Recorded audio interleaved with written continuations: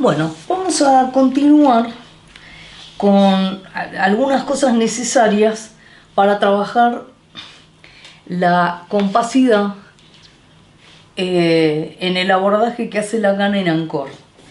Yo había comentado que básicamente iba a desarrollar el anexo que, si bien lo escribió Jean Pelissier, es de Jean-Michel Vapron. O sea, todo el desarrollo es de Vapron.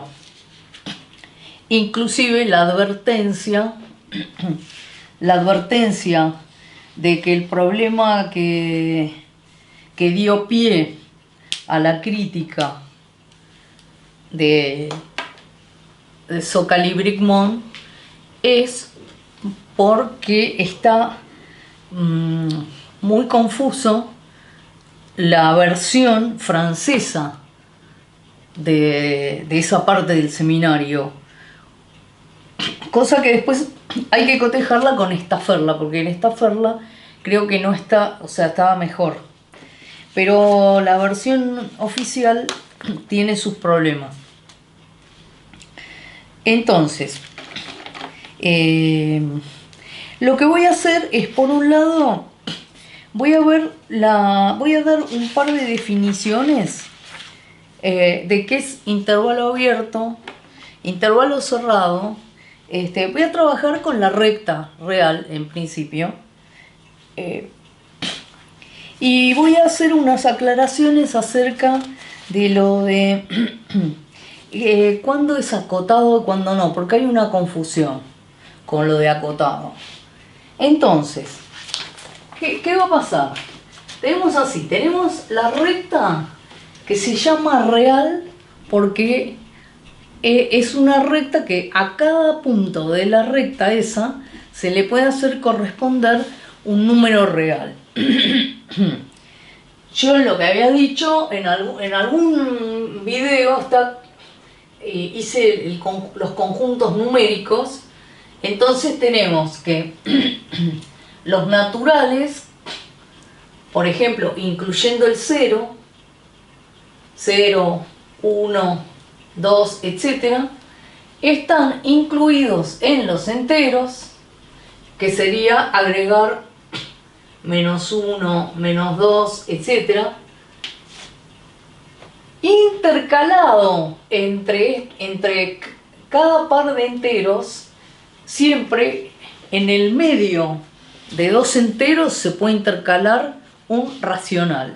Entonces, esto lo cubriría, por ejemplo, 1 medio, 3 medios, menos 1 medio, etc. Bueno, los enteros están incluidos en los racionales.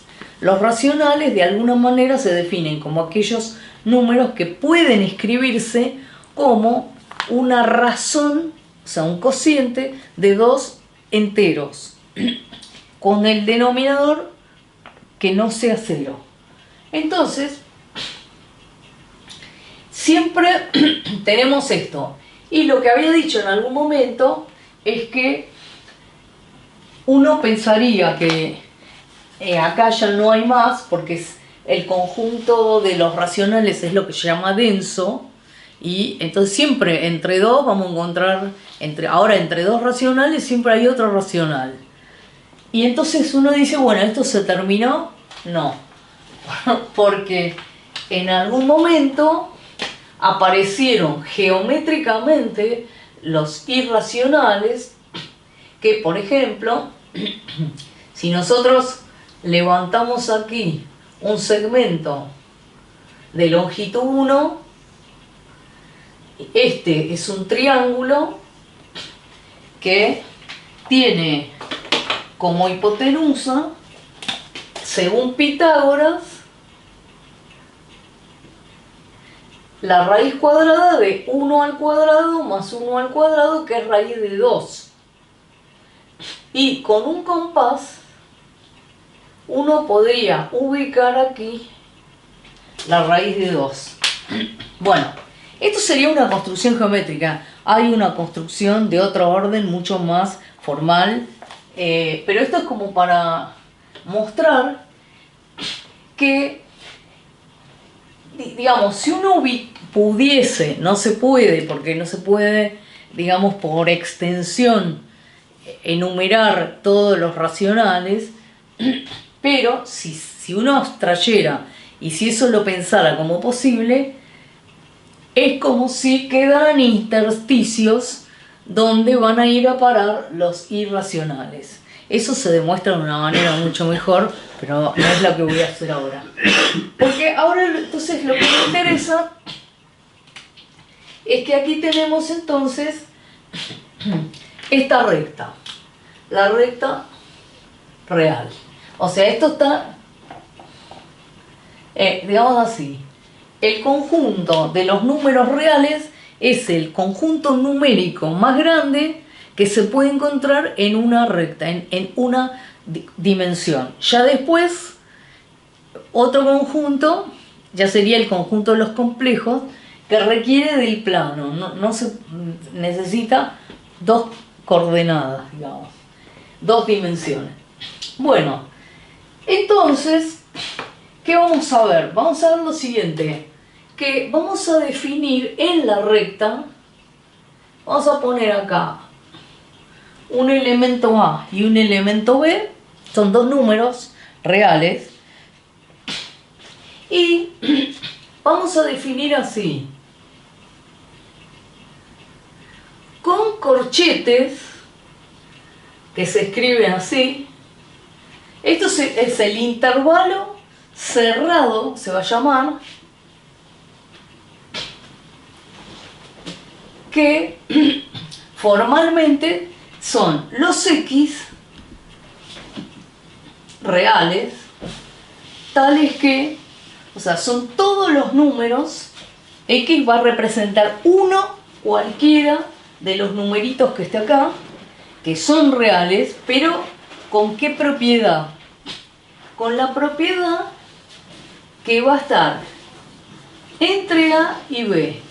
Es decir, esta X, para estar en el intervalo cerrado, tiene que ser más grande que A, puede ser igual a A, y menor o igual que B. Esta se lee desde la X, ¿no? Bueno, entonces son todos los elementos, incluyendo los extremos. Eso se llama intervalo cerrado. A ver, ahora ¿qué pasa? Vamos a definir el intervalo abierto. Y acá hay un problema con la escritura, porque pasa lo siguiente. En los libros de españoles, de lengua española, el intervalo abierto se escribe así. Pero ¿qué pasa? Muy bien, si estamos en onda, si estamos en órbita, ¿qué ocurre? Que nosotros decimos, bueno, son los reales, tales que ahora X es mayor estricto que A y menor estricto que B. Es decir, que, digamos así, son todos los que están entre A y B, pero excluyendo los extremos. O sea, excluyo A y excluyo B. Bueno, esto sería... Ahora, ¿cuál es el tema? Esto, por ejemplo, si se escribe así, 2, 3, supónganse. ¿Qué ocurre? Que si alguien no sabe mucho matemática o no sabe en qué territorio está, resulta que esto dice, bueno, ¿esto qué es? ¿Un intervalo abierto entre el 2 y el 3? ¿O es un, digamos así, es este así? ¿Es este conjunto? ¿O es el par ordenado 2, 3.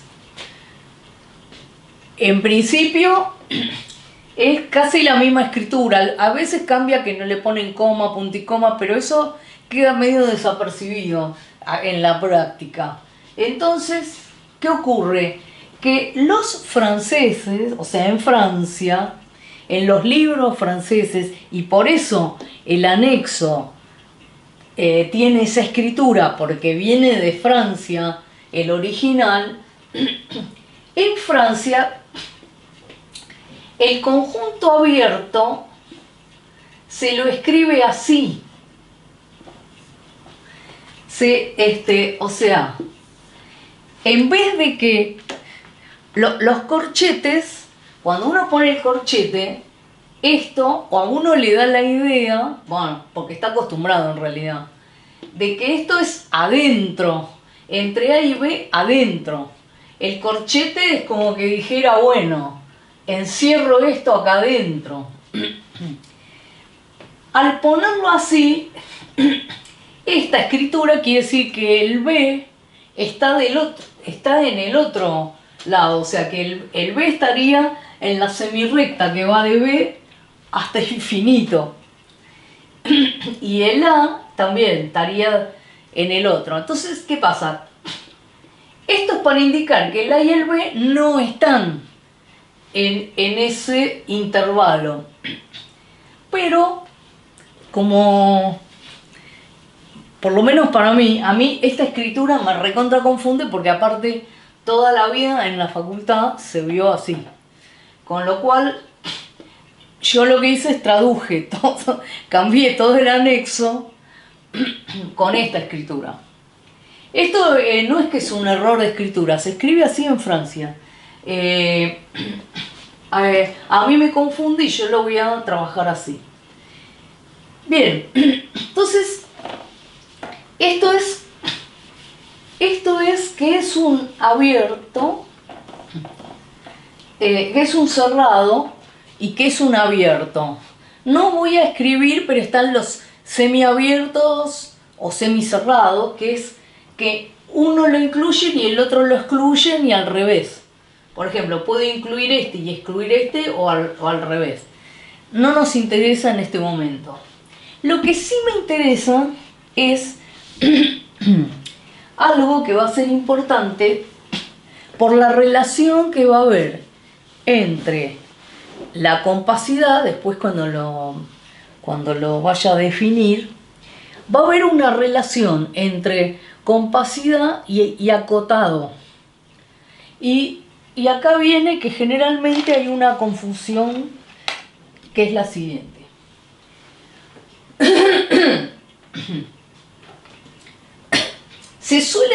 Escuché por ahí que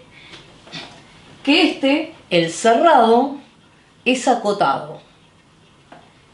Y en alguna oportunidad, en el psicoanálisis, escuché que no es acotado.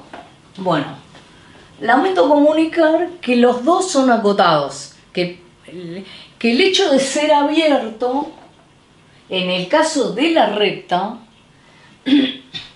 no trae problema con respecto a lo que se llama la cota. Y voy a poner un ejemplo. Voy a poner un ejemplo numérico.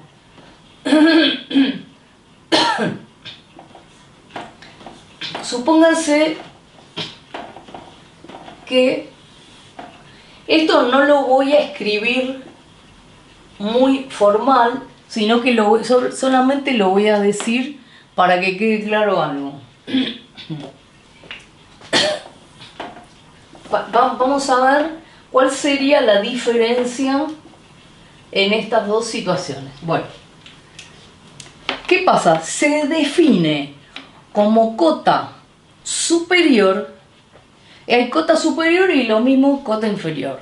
Voy a hacer nada más que la superior para mostrar algo. La cota superior se dice que un número, porque estamos en R, ¿no? Se dice que un número es cota superior si es más grande que todos los elementos del conjunto. Acá yo no los puedo poner por extensión, pero sabemos que está el 2,001, 2,1, 2,5, 4,9 y el 5 está y el 2 también. ¿Qué pasa? ¿Qué pasa con el 6? Tanto acá como acá. Bueno, cumple la definición de cota. Cota es, algo es cota superior si es más grande que todos los elementos del conjunto. En la recta real, como está ordenada, ser mayor quiere decir estar a la derecha. Entonces, cualquier cosa que esté a la derecha del 5, incluyendo el 5, en este caso, es cota. O sea, que desde el 5 en adelante, o sea, que tiene infinitas cotas superiores. Análogamente, cota inferior va a ser todas las que sean, todos los números que sean menores que todos los elementos del conjunto. Entonces, de este lado también hay infinitas cotas inferiores. 2, 1, 0, etc. Muy bien. En realidad cualquier número real es cota. A la derecha, ¿no? A la derecha es cota superior y a la izquierda cota inferior. Por lo tanto, para estar acotado quiere decir que tenga cota superior y cota inferior. Evidentemente que la definición de cota no le importa nada si esto está abierto o está cerrado, si incluye o no incluye. Porque desde el 5 en adelante son cotas a la derecha y desde el 2 hacia la izquierda son cotas inferiores. Moraleja, eso es importantísimo en la recta real. Tanto el abierto como el cerrado, como el semiabierto, semicerrado, son todos acotados. ¿Qué es lo que cambia? Que hay dos definiciones más que no van a interesar tanto para la compacidad, pero las digo ya que estamos, que es que de todas las infinitas superiores, la menor, o sea, la que está más cerca del intervalo en cuestión, esa se llama el supremo. En este caso, en ambos casos, el supremo es el 5. Y acá el ínfimo, lo que se llama la mayor, es decir, la que está más cerca, es el 2. Y después hay otra definición, que es que si el supremo está en el conjunto, se llama máximo. Y si el ínfimo está en el conjunto, se llama mínimo. Bueno, entonces, ¿cuál es la única diferencia entre estos dos casos? Que justamente el 5, en este caso, tengo infinitas cotas. Tengo un supremo que es 5 y un máximo que es 5. Que porque está en el conjunto. En el caso del abierto, el problema es que el supremo no es máximo. Porque el que sirve de supremo no está en el conjunto. Entonces, bueno, con esto hago esa aclaración. Ahora no voy a seguir desarrollando.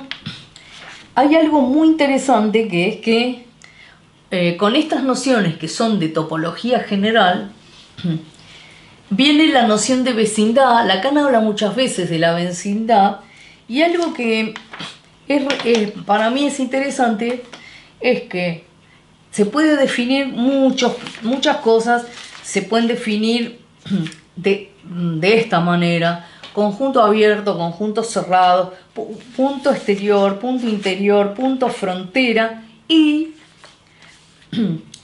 el que voy a trabajar en algún momento, que para mí es el más importante de todo, es el punto de acumulación. ¿Por qué?